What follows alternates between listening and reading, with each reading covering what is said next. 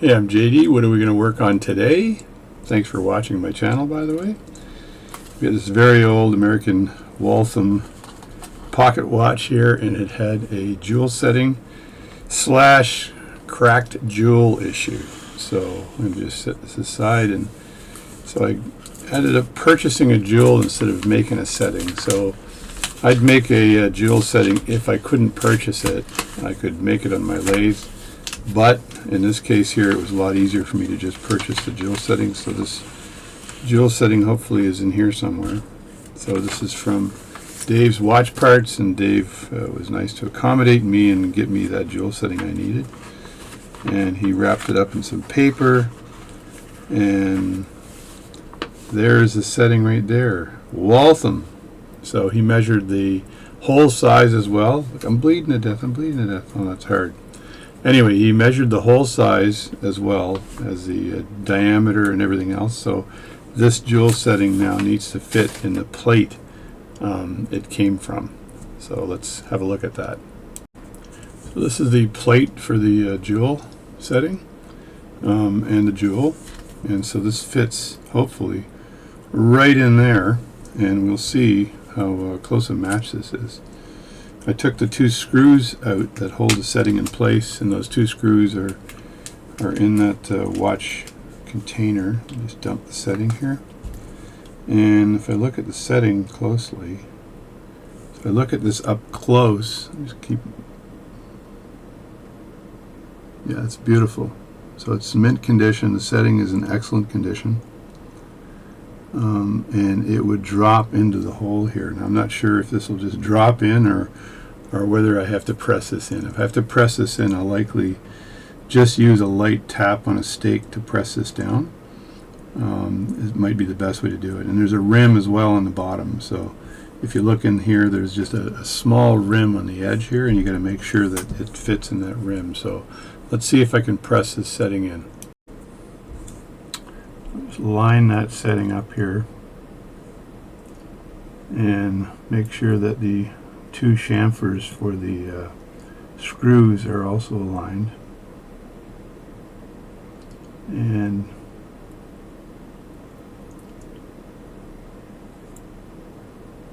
a little bit tricky here.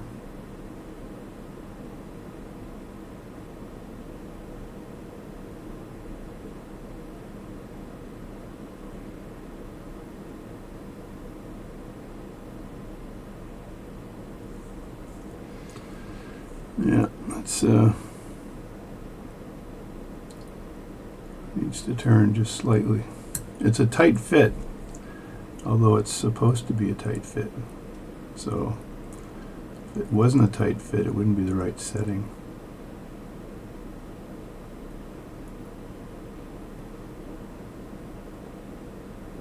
There, I think right there is where I want this to fit. So I need to get something to push this down. So now I've got it aligned where the screws are, so I just need to get this stake over the top here.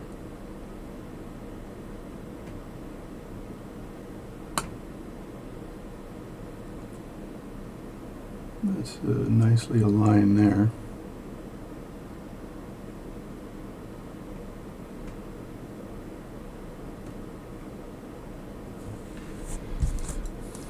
A little bit tricky.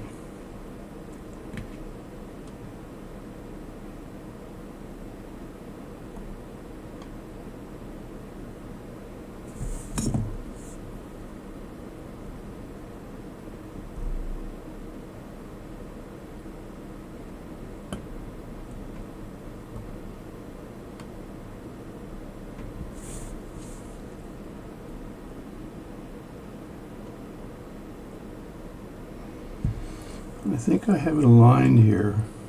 What I want to make sure I do is when I tap this in that there's no risk of actually crushing the jewel, so I may actually use my jewel press to push this in. Yeah, I think I've got pretty darn good alignment right there. So let me just give it a small tap with my hammer here.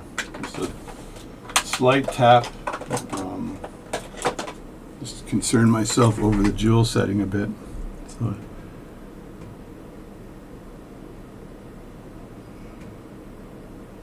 or the jewel. Is that going down at all? I think it is. It's a tight setting, I'll tell you that. I think they're meant to be like that. So you want controlled pressure on this. So I may switch to see if I can get this down a little easier if I switch to my jeweling tool. So I switched to my jeweling tool, and I want to make sure my press here is at least the diameter of this setting, so when I push down on it I don't have an issue here. So this is good right there. So I'll take the plate out, and the other thing I want to be mindful of is these banking pins.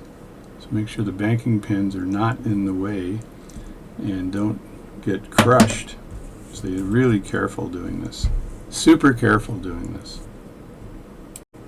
So the first thing I do here is I load the pusher, and I load the stake inside the pusher like that.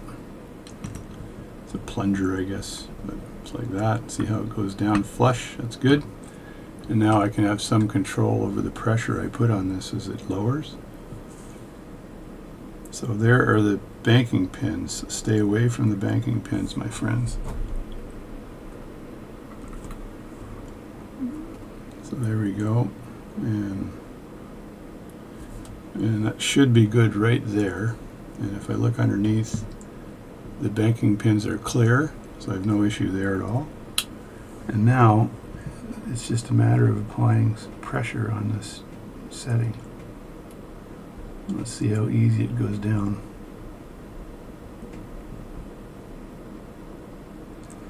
And there we go. And that's now flush. I'll show you that setting here. If you look at that, you see it's now flush. It's not as pretty as the other ones, but it's still a good setting.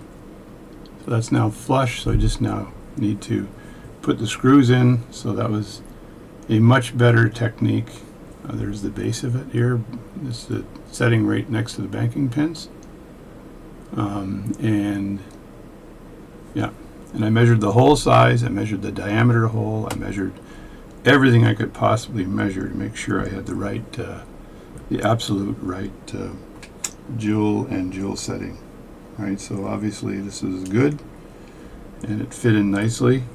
Now I'll unload my jeweling set here and put this stuff away because I don't need it anymore. I just need to finish, put the screws in and reassemble. So I'll put the screws in now. I have to make sure even when I mount this in the Myers number 58 movement holder that I am always aware of where the banking pins are. If I move them over more, there's a chance that those banking pins would be interfered with the attachment here in the movement holder. I think they might clear it, but there is that chance. So there it is there. Yeah, and if I rotate that like that, and yeah, it might clear it. But no need to take a chance, because all I need to do now is put these ever so small screws in. Try not to lose them as I do this. So when you hold the screws, you don't have to hold them super tight. And I had near perfect alignment of the I believe they're called chamfers, but the setting. They're the holes, the half moon holes. I'll hold my breath for a second here. That you make that hold that setting in place. So you make the half moon holes on the edge of the setting. So get a little closer here for you. So I think I can get closer and still use my screwdriver. So there we go. So yeah, these are the half moon holes right here. So, and I should be probably using my microscope for this, but I'm not going to today. So I'm grabbing the second screw here. And just placing that down right there.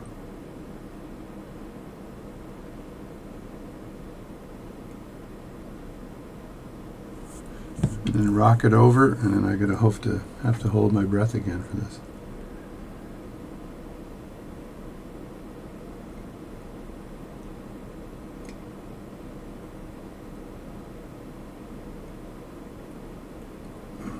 There we go. If it doesn't fit when you're turning it, then back it off and then try again.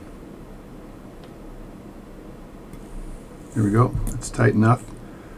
It's kind of a hand tightening, and there it is. So there's the jewel setting now in place and ready to reassemble the watch. That's beautiful. So thanks for watching this. So this was a very quick video on how to reassemble a watch jewel in its setting. And it's important when you measure that jewel setting that you get the diameter of the setting, you get the hole size of the jewel itself. So I can't remember what this was. I think it was 0.12 or something. But you get the hole size of the jewel itself. Make sure that's correct. And you don't need to measure the diameter of the jewel itself because that'll be obvious when it's placed in the setting. It is a certain size. So that's pretty much it.